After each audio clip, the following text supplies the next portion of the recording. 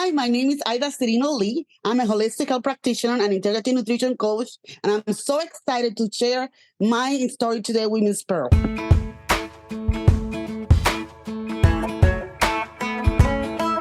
Hello, sunshine, good to see you again. Had to walk out to let you back in. Stuck in a storm of a relationship. Lost my fire. Oh, and I forgot about me for way too long. But it's rolled on. Now there ain't no shade around here. Once you leave the clouds, you're under 80. Funny how there ain't no rain or clear. Why'd it take so long to leave you in the rearview mirror? And nobody gonna steal my sunshine or turn my blue sky gray. All I know is that Hi, everybody. This is Pearl, and welcome back to another conversation with Pearl. And today I'm excited because I love the health and wellness, and I love, part of your self-care is how you take care of yourself. And so today, my speaker is Aida Cirino-Lee, and our guest is a holistic health practitioner and health coach. She's a speaker and author that has worked in the healthcare system for over 25 years. Wow. She's been a registered MA and lab tech. And as a result of her coaching, her clients get the skills and empowerment to control, prevent, and even reverse chronic diseases, navigate our sick healthcare system, break those bondages and medication and their side effects, release some weight, and regain your passion. Her holistically harmonizing and biohacking their body as she teaches you that with your mind, body, and spirit. But how does she do that? By activating your cells with the tools, nourishment, and environment needed to work in your optimal potential. As she helps you create a lifestyle that targets your individual situation, you're going to get results in having a happier, longer, healthier, vibrant lifestyle that allows you to deal with the multiple demands of our life. And let me tell you, demands are big, right? Our entrepreneurship, while fulfilling our dreams and our God-given purpose. So she came to do the work as a result of her own health journey after a massive stroke, multiple small strokes, TIAs, multiple hospitalizations, stress. Oh, come on. Who hasn't had stress from our jobs? And dissatisfaction with the healthcare system. Her research and studies for a better way to care for herself and her loved ones helped her understand that we have to control our health outcomes. So she regained her health by losing 65 pounds, you guys. She was able to leave her job and do the passion that she loves full time. Wow, Ida, you have been through some stuff with your health, and I'm with you, right? I truly believe we have to take control of our health. When I go to my doctor, he will often say, "Oh, that's right. You like to do XYZ, like mammograms. I do thermography," and he'll be like, "Oh, that's right. I need your thermography." So, Ida, tell us about walk us through when you were going through that health challenges and what was it like for you? Life was difficult. I felt myself like I was drug out all the time. Since I was a baby, I suffered for many different things because I was a preemie baby. But as a teenager, I was diagnosed with high blood pressure. And when you're a teenager and you're not under your mama's care anymore, when you become a young adult, you're not taking care of yourself like you're supposed to. So I was going to school and working. I was a single mom, and I was doing all these things. I was not taking care of myself like I was supposed to. So I had a major stroke when I was 31. I was paralyzed on my left side. Okay, so I had to start learning how to walk, talk, everything again. And after that, I was in the hospital at least 3 times a year because what happened with me was that they give me a medication. They give me a set of medicines, okay? My body will get used to it. My blood pressure will start rising again. I start having symptoms of a TIA, a small stroke, or chest pain, and I end up in the hospital. They give me another regimen, and this go on and on and on and on. But never, nothing was healed, nothing repaired. I was getting worse, worse, and worse.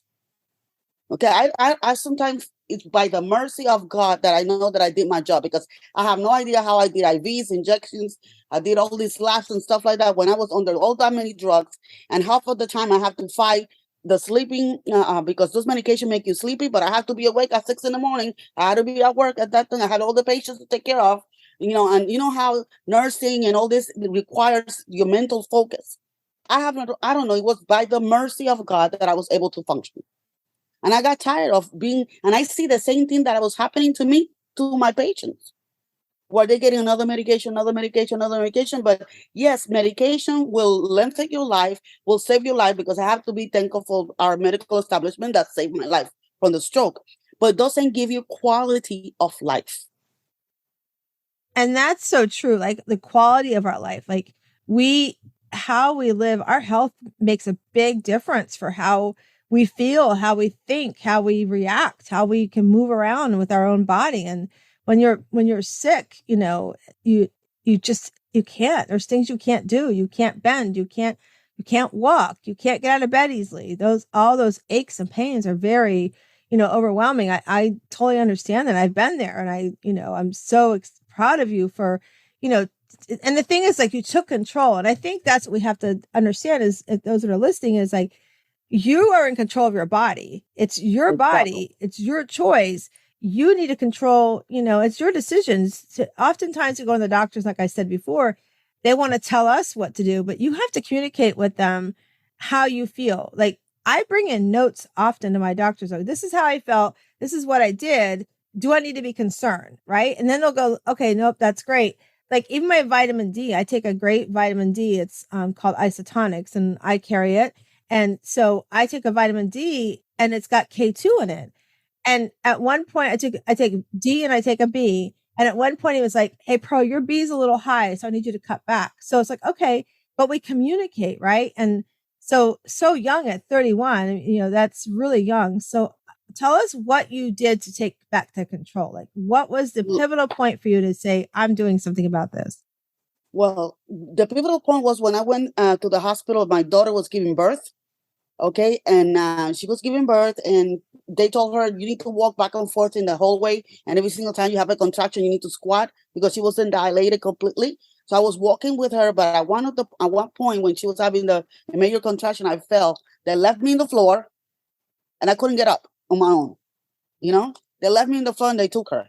That was embarrassing. And that was the point that I had to say, I want to live a long life to be able to enjoy my grandchild. At that point, my youngest son was only 8 years old. So I wanted to be able to also, be able to have the energy, play ball with him and do things and stuff like that. Plus, I wasn't happy with myself, the way I look. My self-esteem wasn't up there the way I wanted to be. Plus, I was tired with the things that was happening in the clinic. That's the same thing that, nobody's getting cured, everything. So I decided first to do some research. So I went and researched into natural medicine, into nutrition, into Ayurveda, onto functional medicine. And I started applying this thing into my own lifestyle. And things started to change. Now, I wasn't looking for a weight loss program. I was looking on how to control my blood pressure, so that I don't have to need all that medication. I was trying to find how to heal myself first. Because the thing, people lose weight in order to get healthy. And that's not the way it goes. You need to get healthy in order to lose weight, because what happens is that when you lose weight first, you lose weight and fast. But because that's a short-term thing that you do, you gain it back. Plus, you damage some processes and metabolism in your body. But when you get healed first, then when you lose the weight, you get to keep it. The weight loss, you get to keep it. So that's what I started doing. Then when I saw the changes on myself, then I decided to go back to school and study it so that I can teach other people what I was doing for myself. Now, I did not remove my medication myself like you do. I went to the doctor, and the doctor had no choice but to removing, because what I was doing and the things that I was eating and the exercise and the lifestyle, all that helped me reduce my blood pressure. And the doctor had no choice but to cut me off. Do not please think that you're going to change to natural medicine and take off things on your own. No, please. You need to get the doctor to remove it. And something that I love that you said is about coming prepared to the doctor. And sometimes we blame the doctors for things that happen to us, but it's because we don't come prepared. If they only have 15 minutes with you people, 15 minutes, 100 people before you, 100 people after you. They have the EMR they have to work off and codification to get paid for. And then the only 15 minutes that they have for you, if that, half of it, they spend it in the computer writing everything that they're trying to tell you and you're telling them. And if you don't come prepared, like, for example, I have patients, for example, that suffer high blood pressure coming for the follow-up, but didn't come with a log of how the blood pressure was in the last 2 weeks. So what happened? They come to the clinic that day because some people, they get nervous or whatever, their blood pressure shoot up. Now they don't let them go out of the clinic without lowering their blood pressure. Plus they add a medication that you probably didn't need.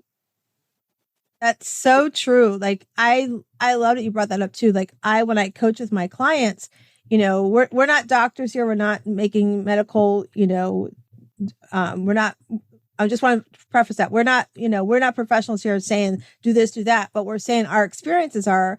And when I help my clients on their health journey, that's one of the things I talk to them about is listen, as you get healthy and you start making healthy choices, A, you're going to lose weight, but B, you're probably going to need to redo your medicines with your doctor. So it's really, really important that you track that blood pressure because like you said, when you go in, you're nervous, all this stuff is happening. Maybe you had somebody cut you off on the road on the way over, and so your blood pressure is high. But if you can go in with a graph and says, this is where I've been at, then they can look and go, okay, they have something to work with. Cause like you said, they're only with you 10, 15 minutes, if that long. And that's one of the things I do love about my doctor. So in my practice, I go see my husband sees the wife and I see the husband. It's so funny. We see opposite.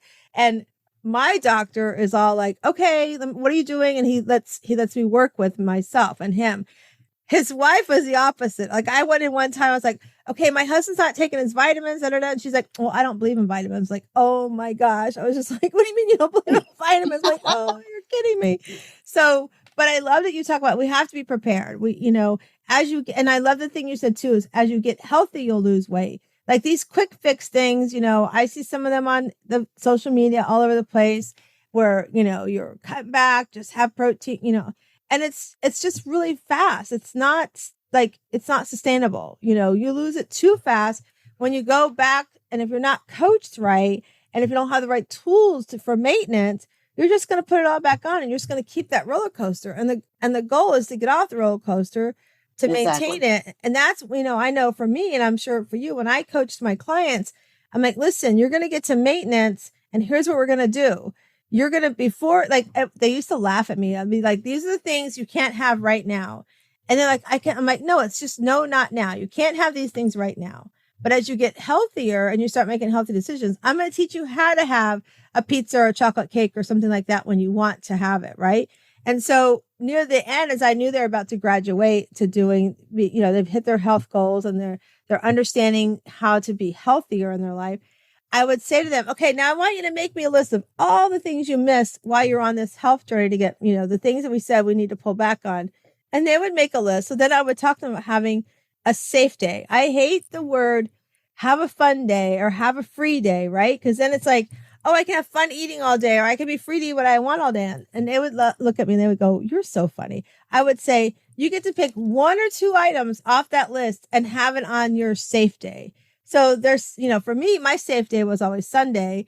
And because we always did, when my kids were younger, we would do chocolate chip pancakes or waffles. So that was like my safe day, right? So tell me, Ida, when you work with your clients, like when they come in and what can they expect when they work with you? And what's the journey like as they go to learn to become healthier people? My journey is you have some steps, and that journey I call it MediSpa. It's like an acronym. I first work with a mindset because some people they can be doing all the healthy stuff, they can be eating right, they can be doing exercise, but if they don't have a mindset that they know they can do it and how to fight those urges and those negativity thoughts and limiting beliefs, that they're not going to be able to stay on what they want. They need to understand, why do you need to be healthy? Why do you need to become that CEO of your health that you need to be? I want them to understand that the same way they want to have control of relationship, they want to have control of their job, they want control of their purpose, they need to have control of their bodies. And to pretend that their body is their company and their cells are the employees and the organs are the instruments and the equipment and your systems are your departments and your nutrition and lifestyle is your human resources. So if you are the CEO, that means your mind had to plan on giving the right things, because you don't go and put water with gas to the car. Why? Because you know that your car needs gasoline. So the same way your cells, which is the smallest unit, need certain nutrients in order for them to work in the highest healing potential, so you can have healthy tissues, and those healthy tissues can make healthy organs. Those healthy organs will make healthy system. Then the systems can work together and give you an optimal health, so that you can, what the whole purpose of all this is for you to be able to fulfill the purpose that God have given you. Without health, you cannot do it. So we work first in our mindset. Once we work in the mindset that now you know that you're going to become the CEO of your health, that you already make the choice that you want to be the CEO, then the next thing that you want to do is get educated. Okay, what do I need for my body to be healthy? And in that particular period of time, I'm teaching them about nutrition. I'm teaching them about the root cause of disease, how their cells work, intermittent fasting, all different things, depending on what is their condition. They're going to learn about that condition.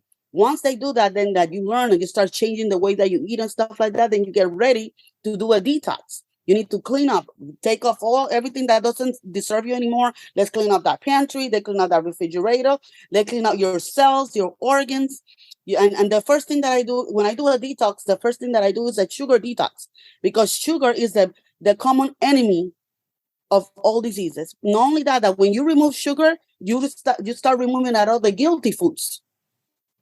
So they start that, and then they concentrate in every organ in a 30-day program to clean up every organ. And after that, then we go and work to create an individual lifestyle protocol.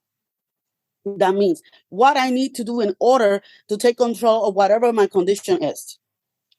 Or the things that I want to prevent, because I know my family also suffer diabetes and I'm pre-diabetic now. I don't want to become diabetes. So what do I need to do?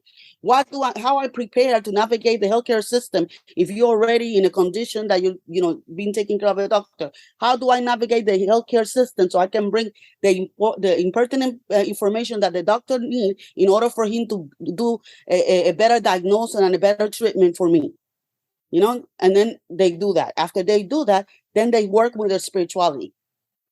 Because if you're not spiritual health, you can be in shape and healthy and stuff like that. But if your mind and your spirit are not in tune with your creator, who is the source of life, the source of energy, the source of self-esteem, the source of identity, then you won't be able to keep it. So then we work in our spirituality.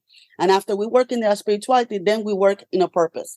The reason why people are here, people that doesn't have a purpose, doesn't have a vision in their life, they go through life with no direction, doing things that harm their health, harm others, harm their relationships. So that's why it's important for them to have a purpose. And at the end, they learn how to have accountability and how to stay in action. And that's how I work with my clients. I love that you talk about too. Like, I love how you describe the body, like it's a business, right? That's what when I coach my ladies, and if they're a mom, they'll tell me, "Oh, I'm a stay-at-home mom." I'm like, no.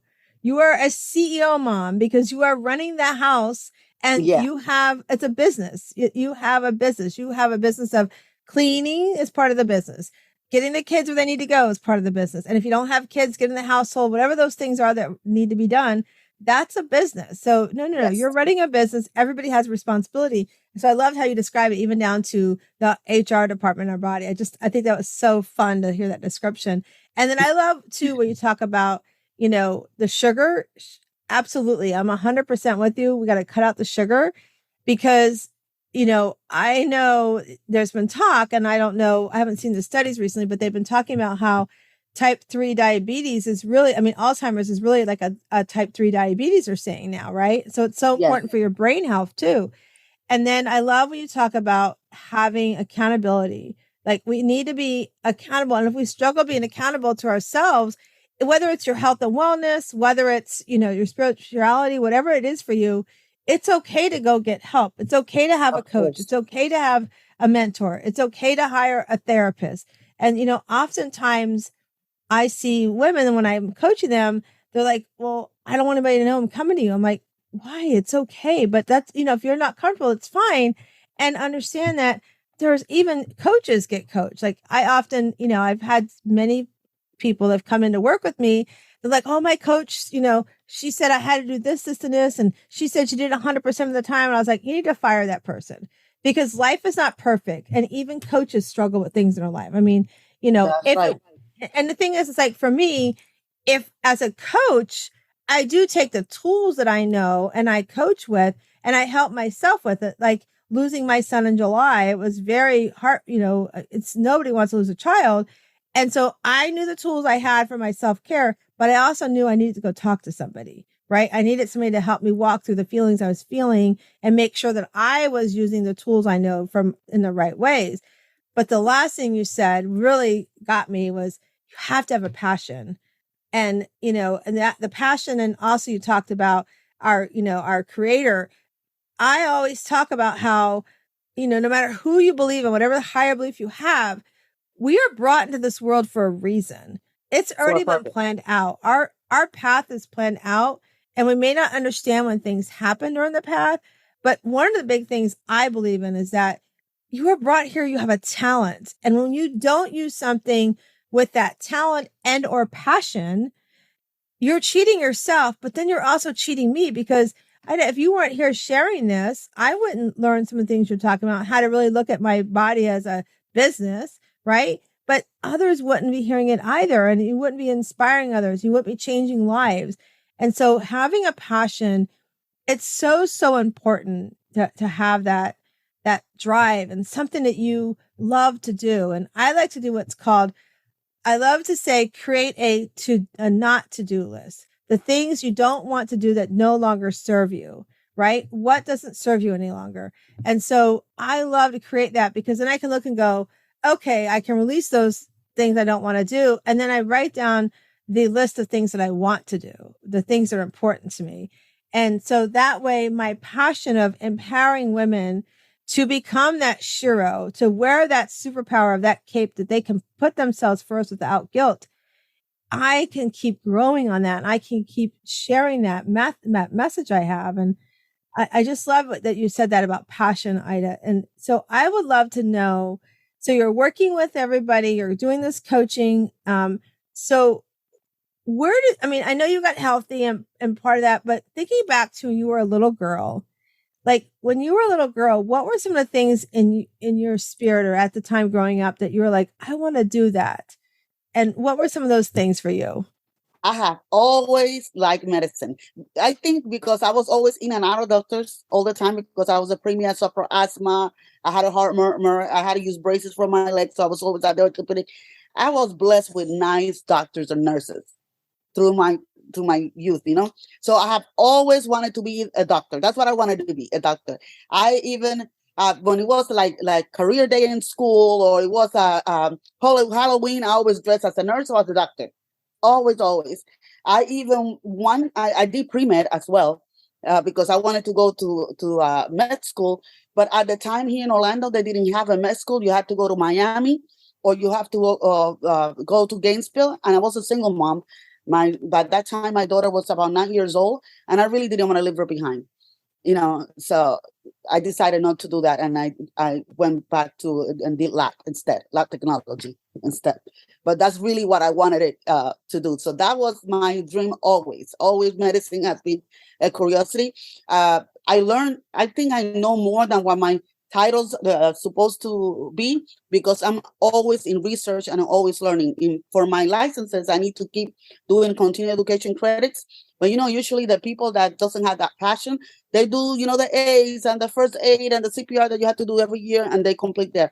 I try to do something new every single time, so I can learn and I can help my clients even more. So I'm always in research, always learning, always finding new things to do. So that was my passion. I have always been my passion, helping people.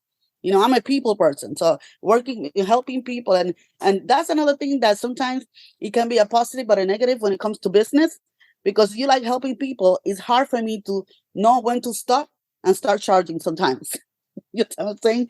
Isn't that the truth? And I think that's so cool. Like, I think a lot of us know when we're younger, what it is we want to do.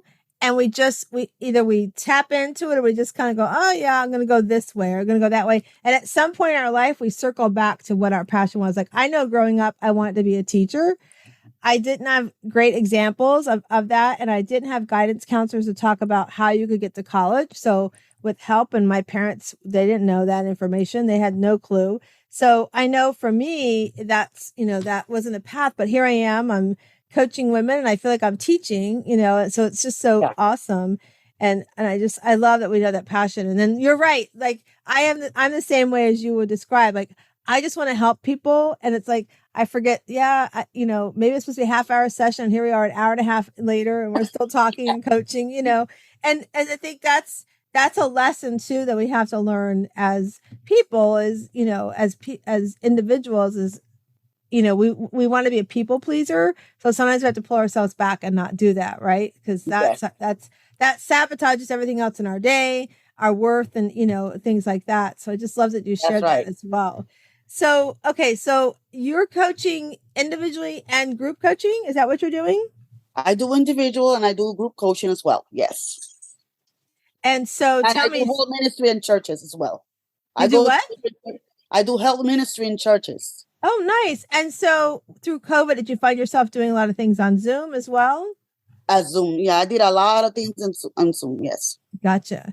So we're gonna do a little shift here, and so we're gonna talk. We're gonna get all the information so you can reach Ida too today.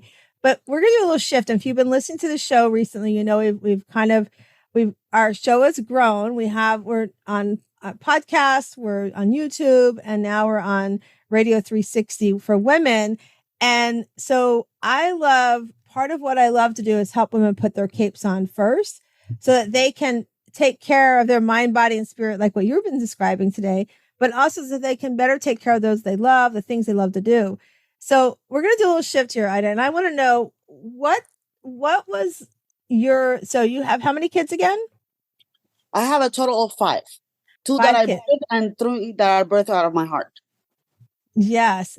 So say that again. You have 5 kids. 5 kids. 3 are my husband's daughters, but they're born out of my heart, and then 2 that I birthed.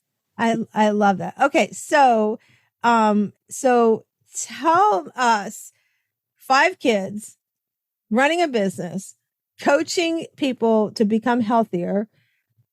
Walk us through what is a day for you and how do you incorporate your self-care? Like what do you do for self-care and how do you put that in your life?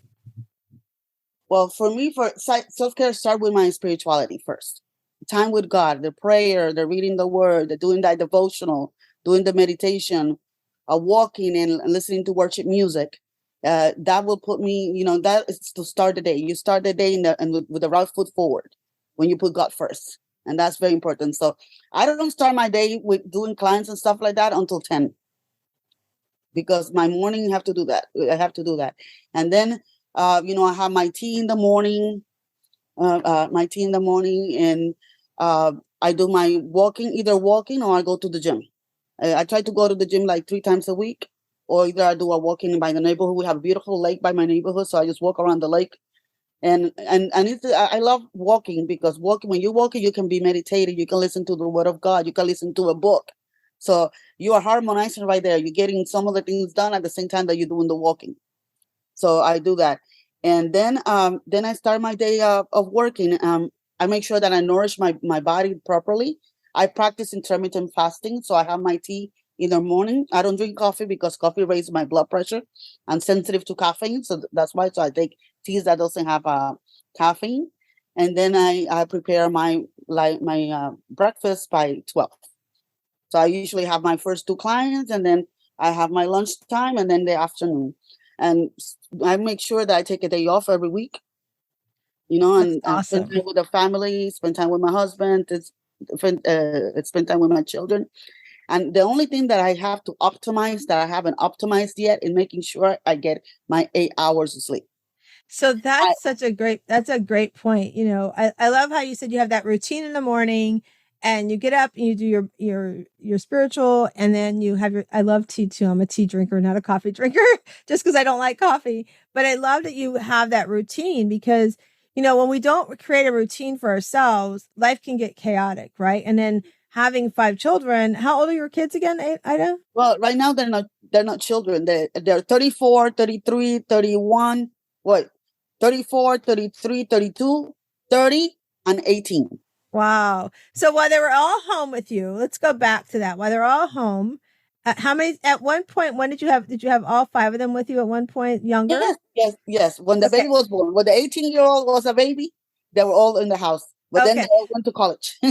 So walk us through. My kids are, my youngest is 23 and my oldest is forever 25. So I remember trying to do work and trying to, run the house and all the things that come along with our responsibilities as a mom. walk us through where and how did you fit in that self-care? Like, has your routine, how long have you had the routine of getting up in the morning and taking that time? And then when you found days were crazy, having 5 kids at home, I mean, let's face it, right? Some days it can be wild. You got to get 2 or 3 here, 1 there, 1 sick, whatever that is happening in our world. How did you find time to make sure you're taking care of yourself? Back then I was working also, so I didn't have a routine. I was going crazy. That was when I was in all that medication. I didn't have no routine. The kids go to school, come back home, I make dinner. The one thing is that I have a very supportive husband. And even though he worked very hard, he helped around the house as well. And that helped, and with the baby especially, he was excellent with the baby. But when my baby didn't go to daycare, he switched to the graveyard shift. So he took care of the baby. So when I got home, the laundry was done. When I came from the work, the dishes were done, things like that. So I just came and cooked because he wouldn't cook. So I will come and cook and serve the kids, and they'll do their homework and things like that. So, it was chaotic because I wasn't feeling good all the time. All these side effects of the medication and stuff like that. I was not in my optimal energy like I am now.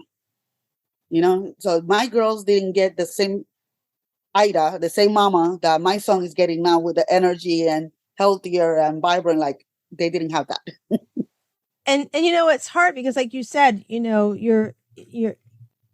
life can be crazy, right? Like you were saying, life can be crazy, and we forget to take time for ourselves because we just feel like we have to do it all. We feel like we have to wear the cape for everybody. We have to feel like we have to do rescue everybody, and we forget to do that for ourselves. And it's important, if you're listening now and you feel like Ida just described you perfectly, I'm going to challenge you to take 5 minutes a day, even if it's just 5 minutes.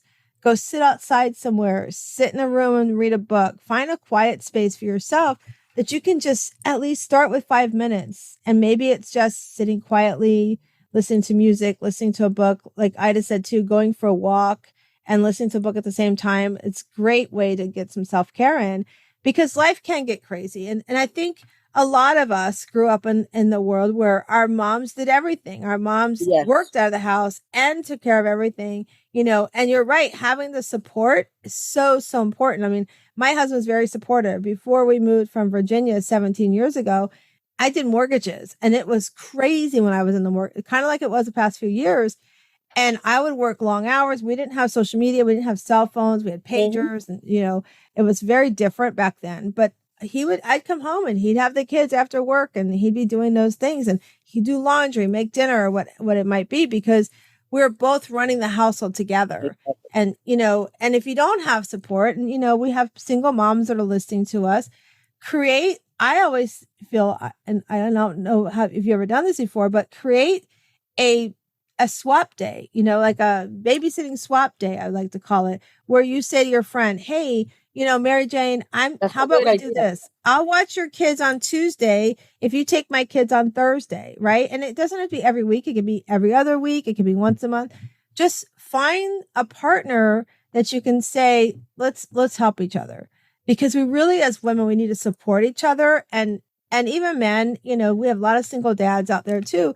The same kind of thing applies. And I think when we can do that and just take that time for ourselves, then we can have, a better opportunity to take care of ourselves. And we are definitely, when we make that time, we show up better to our family, our friends, because it's kind of like you describe it. I call it the cape. Some people call it filling your cup. If you're not filling your cup, you're filling it for everybody else. And that's just not good. You cannot give out of an empty cup. I mean, you have to fill it up first. And it's better when you can give out of the saucer, out of the overflow. That way you can give quality. Otherwise, you just give in whatever you can. And that's what happened back then when I was not taking care of myself like I supposed to. And at one point, I was doing school, internship, work, the house, the kids, everything. So it was crazy. But now it's different. Now I prioritize me. It's not that I'm being selfish or anything like that, but if I don't have the energy and I don't have the stamina to take care of you, I won't be able to do it right. So if you want me to take care of you right, you have to give me the space for me to take care of myself.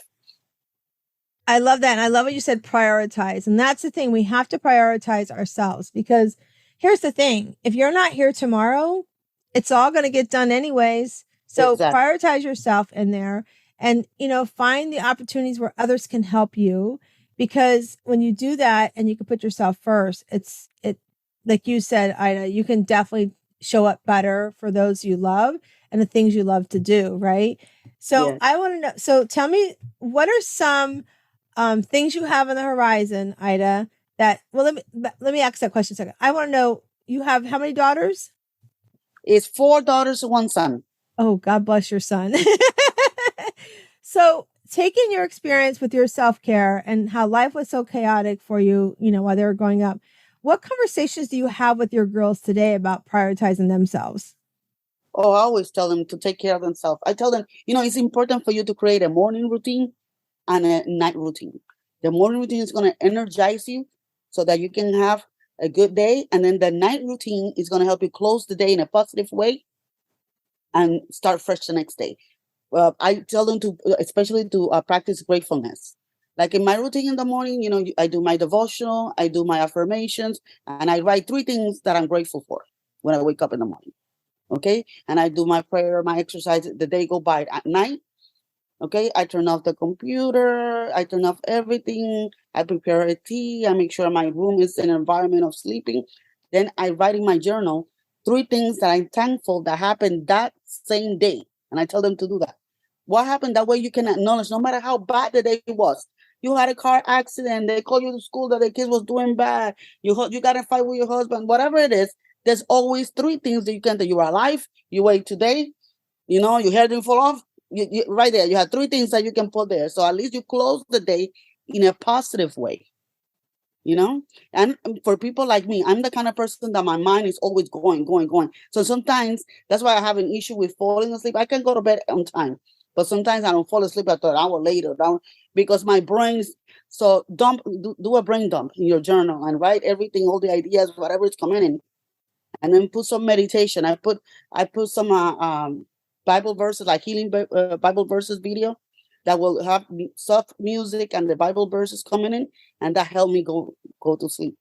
And I do that to the night. So it's very important for them to do that. I also tell them that it's important for them to take time, for their own, bodies, take care of themselves, do exercise, maybe get a massage at least once a month, you know, do their nails. Those are things that they're not fancy things. Those are things that need to be done because it's your appearance. You want to feel good, you want to feel pretty, and it's something that we girls like. So it's one thing that you have to make time for that. I tell them like, to do that as well. And then make sure that then you spend time with your husband and spend time with your children. Have day nights every week if you possibly can, and schedule them so that way they're not a surprise.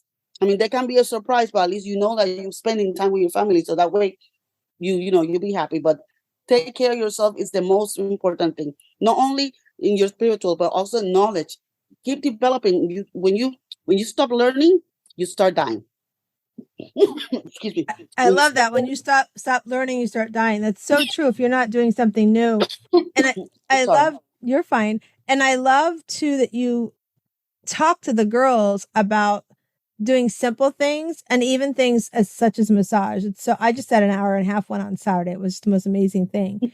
But it's so important to do those things. And even as simple as doing your own nails at home. Like if you can't afford to do your nails, doing your own nails at home, it's quiet, it's relaxing, it's rewarding, finding those simple things to do is so, so important. I love that you share that with the girls. And then I love you talk about the morning and the night. You're right. I mean, how we go to bed at night can change how we wake up in the morning. Yes. And I found actually on YouTube, I love the ocean, and YouTube, I found a live ocean view. So it's live. And my husband goes, I always see it at night. I go, because we're going to bed at night. But I love it. Sometimes I put it on during the day. He's just not home. But I also love that you put on like affirmations, Bible stuff and things that, we can listen to when we go to bed. And,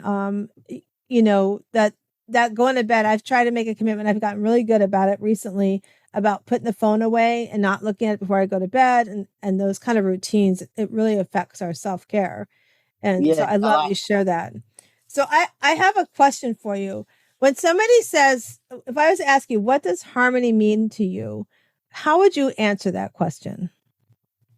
Okay, harmony is, for me, harmony is to have peace, and to be able to do everything that you need to do without compromising your time, compromising your family, compromising yourself. And when you harmonize things, it's like doing a task that doesn't require too much of your mind with one that requires. For example, let's say you need to read a book. You want to get into a custom that you want to make sure that you do personal development, and you want to read at least 8 books a year. Okay, so you can say, I'm going to put Audible in my headphones, and I'm going to do my exercise and listen to Audible at the same time. You harmonizing right there. Okay, I want to spend time with my child, but I also want to leave a legacy on my child of being good and do kindness. Okay, well, I'm going to feed the homeless every other Saturday, and I'm going to take my son with me to feed the homeless. And not, right there, you're harmonizing two things. I want to have a date with my husband, but I might not have that much money right now. Okay, but I also need to eat. Okay, so let's cook together, do something fun. You're spending the time, you're at home, it's only you two, you're cooking together. Make it romantic, put the candles and the flowers and the whole 9 yards and cook together, eat together, watch a movie, and you are harmonizing right there. So that's, for me, is harmonizing. It's actually a little bit of what I'm going to be talking in our conference. Yes. So I can't wait to hear you talk. So Ida and I are going to be speaking in the Kingdom Conference on January 7th. It's totally free. And if you go to my Facebook page, Pearl Sharenza, you'll find it there. But it's going to be a great, great time. I'm excited to be able to share there too. And that's how I met Ida, was during the conference, pre-stuff. And so it's going to be fun. We're going to be talking about some of the things we're talking about here. And so I want to ask you, who inspires you, Ida? Let me tell you, who inspires me? My mom. Well, I have a lot of people in different areas that inspire me, but my mom, for example, she was like the leader of the family, of the house. She was able to work, keep a house. I don't know how she did it all, and always be in good disposition. Always be happy, always smile, no matter how many things she had to do. And the way that she gave me a good example of marriage also. The way that she treated my father. And I never experienced them fighting. I never saw them fighting. People are gonna tell me I'm crazy. My father passed away a few days after they celebrated their 58th year anniversary. Okay. And I never, even as a child, see them fighting. I knew they were angry at each other, because then my mom was, instead of say honey, or in the Hispanic community, we call it negrito, or baby, or things like that. He would never call it by the name. But whenever my mama say Hector Cirino, the whole full name, I knew was something. And my mom, even when they were angry, she never stopped serving him or anything like that. It was like, if they were angry, I knew, because she would say, Hector Cirino, dinner's in the table, and the dinner will be served like always. But you knew that there was something going on there, but never saw them fighting. They always show so much love. So my mom, as a woman, she's like my pillar. As a woman, how she is. And then, as when it comes to my career, what I do in the medicine, a person that it was a doctor I worked for. I used to work for. His name was Dr. Pina. When I came, his name is Sanford Pina. He's gonna be about 90 years old right now. But when I first came to work with him was when I was a single mother, and then before I went to college, I did all my college after I became a single mother. Okay, because I got married way too young. I was 18. Then I had my daughter at 20, and I got divorced while I was pregnant. So I had my daughter, and then I started school and everything. So what I decided to do is, let me go to technical school first, get me a short career, start working, and then get it from there. So I went and I did lab assisting, and I did nurse assisting. And I went into that job with that doctor. The doctor saw my potential, and he was the one that paid my college. So I did pre-med, but then I couldn't go to, but then I did the lab tech there. And then he opened a lab, and I was the one that opened the lab in their clinic and everything. So those are the two people that are really, and of course my husband as well. My husband is the most peaceful man I ever known in my life. He's a man of God. He's always preaching to everybody. That every single day, even when he got sick recently, where he got they give it a medication, they give it an adverse reaction. That's could be another show that I have to do, because My husband was in dialysis, and they told him that he was going to be forever. And with my nutrition and change, he was in dialysis for only 4 months. And that's another story. But my husband, even when he was in the hospital with the dialysis and everything, he still sent devotional and scriptures to over 100 people every day at 6 in the morning sharp. That's amazing. You have some great people have inspired you. I love you described your mom, and it kind of reminds so that's interesting. So when my parents argued, they just didn't talk for days, and all of a sudden everything was fine.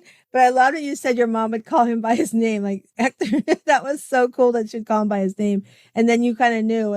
And what a great example she gave you for communicating. Like I call you baby and honey, but when I got mad at you, I'm gonna just let you know. Here it is. Kind of like when we were kids. Right? We grew up, they call us by our name, but then all of a sudden it's like Pearl Ellen. It's like, oh, mama means something.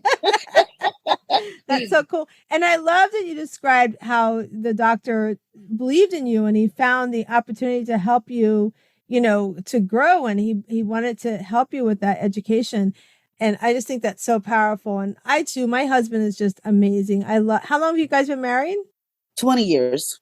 Okay, we're 35. So I just love that I too, I was like, I don't know what life would be without him. He's my soulmate. We've been married 35 years and been together 38. So it's just been amazing. And I just love that. But I want to go back because let's talk about for a second, before your husband, here you are, you're married, you're pregnant, and you're getting divorced. How far along were you?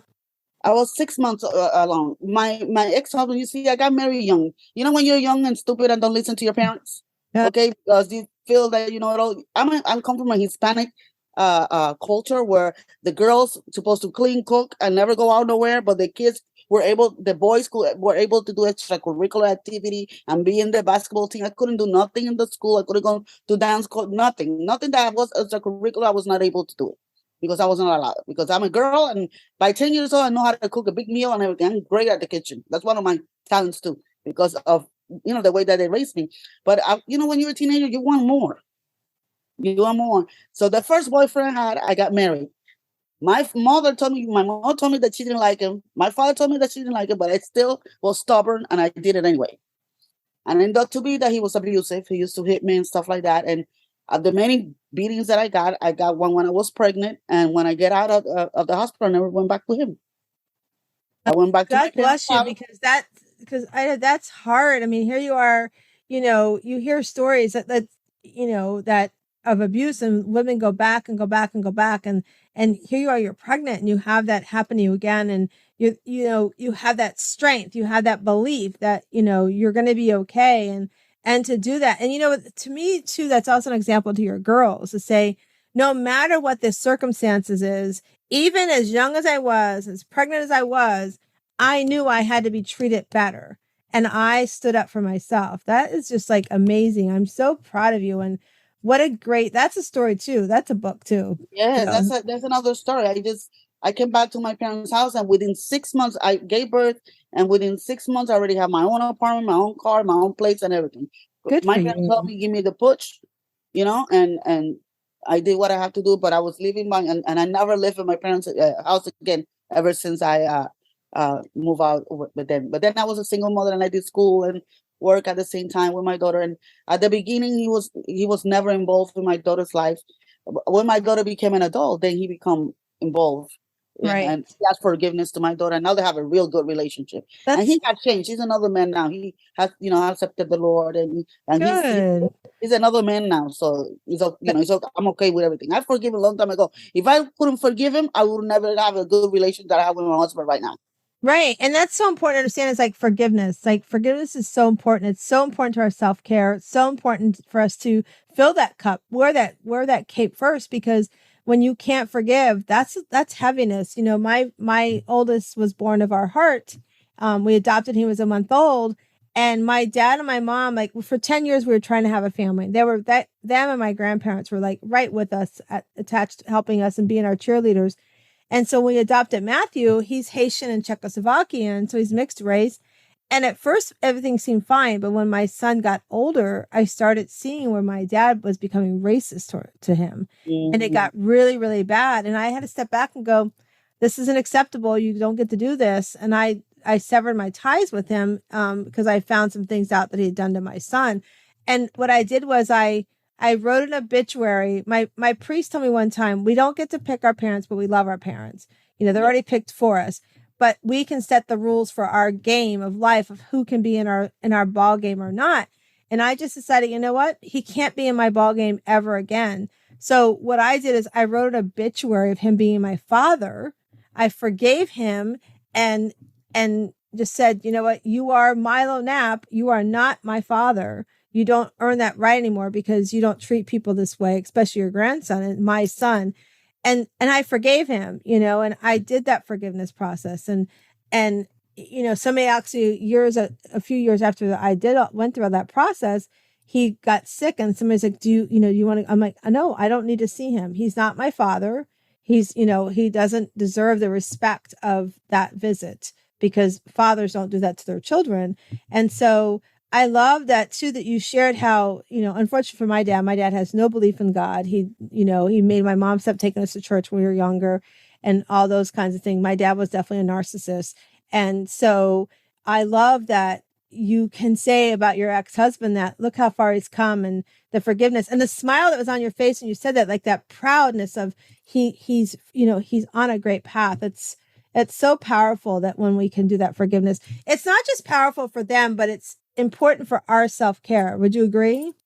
Yes, let me tell you something about forgiveness. Forgiveness can give you ulcers. Forgiveness can give you cancer. When I used to work in an oncology office, I had two ladies, okay, that have the same diagnosis and prognosis. One was 52 and the other one was 38. They all have the same type of breast cancer and the same prognosis. Now, the 52-year-old have all the comorbidities. She was diabetic and had high blood pressure. She was overweight. The 38 years old was a young woman that have no prior conditions or whatsoever, have a body healthy as a rock, but she, but she was going through a divorce. Okay, she was going through a divorce, so she was blaming the husband for everything, blaming the husband for the stress because of the stress to have the cancer. And when the attitude that she had when she came to the clinic, it was like, you have to serve me because I might die soon. And she was cursing at you and talking you nasty and stuff like that. The 52-year-old was all full of love, praying for everybody because she didn't like the snacks that they gave at the cancer center. She would bring snacks for everybody that was doing chemo, that she will bake herself and everything. She was always in a smile and stuff like that. The only thing she asked the Lord was, I want to live long enough to see my youngest kid graduate high school. Okay? The 38-year-old woman that had the same prognosis, that didn't have no condition, only no extra conditions and stuff like that, died within a year. The other lady not only got to see her son graduate high school, graduate college, get married, and have her first child. She died 12 years later. That's the power of forgiveness and a positive attitude. What people don't understand is like, if you look at your brain, you have your consciousness, which that means that when you're awake, when you make your decisions, and then you have your subconscious, where you have all your memories, everything that had happened to your life, everything that you have learned into your subconscious. Then you have your emotions. Your emotions is in the side, okay? So pretend that your subconscious is a bowl with all your memories there. Pretend that's Lucky Charm. You have the marshmallows and you have the oats. Okay, the oats are all the bad stuff that happened to you, and the marshmallows are only the only good stuff that happened to you, and then the spoon are the emotions. Okay, so when you have unforgiveness, it's like you rent the space to somebody in your brain that is keep putting garbage putting more oats into your bowl. Why? Because every single time that you have hate for somebody, you're thinking of how they did this to you, how I'm going to talk to them the next time I see, how I'm going to curse you all the next time I see you. Okay, reliving everything that you have done, and then when something good happened to you, they are blocking everything to coming into the bowl. No more marshmallow. Every time they like the tennis ball, hitting. No more marshmallow can come into your brain. Blocking that. And when they do that, all this information is going to every cell in your body because your brain is connected to every cell. So everything that you think, everything that you speak, that's why the power of life and death is in your mouth. Every single thing that is connected to. So that's how you get sick. That you increase your inflammation, you increase your oxidative stress, and you get disease. So that's why it's important for you to forgive, not so much for the other person, but for your own health. It's essential. You don't forgive, you can do all the other pillars of health right, and you don't forget, you're going to get sick. That is so powerful. I love that you did such a great picture of that, the Lucky Charms. I love that. And the emotion is the spoon, right? And what we're putting on the spoon is our choice too, Mm-hmm. and we have to forgive because like you said, we can't move forward. We can't be 100% of who we want to be. And I think that I love that analogy you shared with us. So we're getting near the end here. And so I want to ask you, so we do this little thing. Everybody knows that we have this great little thing we do with these cards. So I did tell everybody where they can find you. You can find me in Facebook at RX like prescription, RX number 4, Everlasting Health. RX number 4, Everlasting Health, or through my name, Aida Cirino-Lee. Also have a group called Biohacking Tools for an Everlasting Health. Biohacking Tools for an Everlasting Health. That's another group. You can find me in Instagram also as RX Forever Health. And I got my website is right now it's under construction, but the direction of the website is www.rxforeverhealth.com. And so I love that. RX Forever Health. I love that. You can also find me in Amazon because I have a book and a workbook that will walk you through my healing process that I was talking to you before. Mindset, education, detox, your individual lifestyle protocol, spirituality, purpose, and accountability. And it will work. Jumpstart Your Everlasting Health is her book on Amazon. Mm-hmm. Awesome. I love it. So I will post all that when we share everything. We'll make sure we post all your links as well. So everybody who's listened to us before know these at near the end of the show, we do these cards. They're called Better Questions, Better Life. I don't get any kickback. I love these cards. There's 70 different cards you can meditate on, journal on, but they're called Better Questions, betterlife.com if you want to get them. So Ida already knows I'm going to shuffle the cards. She's going to tell us when to end. So go ahead, Ida, tell me when to stop shuffling. Stop. All right. So your card says, what matters most? So what matters most to you? What matters most to me? The thing that matters most to me is having a relationship with God. If I have a relationship with God, I know who I am and what I was created for. And I'll be able to minister that love of God to other people because my God, my own love can be conditional, but the love of God is unconditional and forever. So if I'm connected with Him, I'll be able to give the same thing that is given to me to others. So having that relationship with God is essential. Without God, I can do it. So without God, we cannot even breathe. Because if He said, you're not going to breathe anymore, that's it, you're gone. So for me, that's the most important thing, God first. Awesome. You have God, the Word of God says, seek my kingdom and your righteousness, and everything else will be added. So if I'm in good standing with God, I know my family will be good, I will be good, and everything will be good in the name of Jesus. Yay. I love that. Our spirituality is so important, and keep it in check is really, that's been my saving grace for the past 6 months, is relying on my faith as well. So I've been so happy to have you on the show today, and I'm so excited to share everybody with you. And so for our listeners that are listening, I want to remind you that we do have our Shira League meeting every Sunday evening from 8 to 9 p.m. It's totally a fun group of women that come in. We are not recorded on Zoom. You can show your face or not show your face, but it's all about finding joy, putting our cape on first, and becoming that Shira of our lives. We celebrate, we support, we just have a great time. We have great speakers and meditations once a month. So if you want to learn more, you can just go to you can email me at pearl@wsliving.com. That's pearl@wsliving.com. But I want to remind you, we have to always make sure our self-care is in check. So if you want to know where you're rating on your self-care and what your score is, just go to pearlssurvey.com. That's pearls with an S. So pearlssurvey.com and see how you are scoring. And if you want to learn more, I'd love to talk to you about it. So as we always say, we come into this world, we're an oyster with some sharp shell on the outside, got some hard edges on the outside. But as you look inside, you find your inner pearl to greatness. And I hope each and every one of you had a great time today. And I can't wait to see you and hear you next time. and have an amazing day.